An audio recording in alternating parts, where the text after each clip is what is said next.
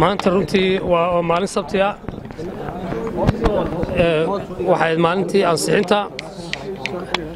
golaha wasiirada Jamhuuriyadda Soomaaliland oo maanta 12 wasiir ee ugu horeeyaan ku jiray anu Axmed Muusid wasiirka wasaaradda beeraha ah runtii aad baan ugu mahadcelinayaa shirkudoonka golaha wakiilada iyo xildhibaanada golaha wakiiladaba sida wanaagsan ee ay maanta u qabsadeen hawshii qaranka waayo wasiirka markii madaxweynuhu magacaabo xaq wuxuu dastuuriyana weey inuu golaha wakiilada soo maro inay diidaan xaq bay u leeyihiin inay ansixiyaan xaq bay u leeyihiin laakiin maanta golaha wasiirada ee 12 xubnood maanta hor yimid golaha 12 ba aqlabiyada ay ku ansixiyeen waana qodob dastuuriyana inay ansixiyaan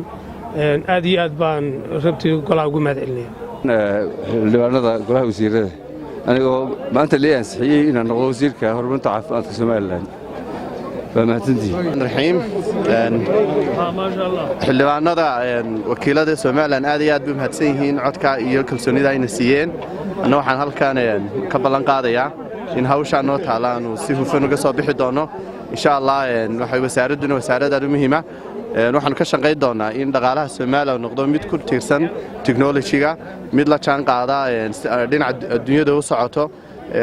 ilaahayna hawshan noo fududeeyo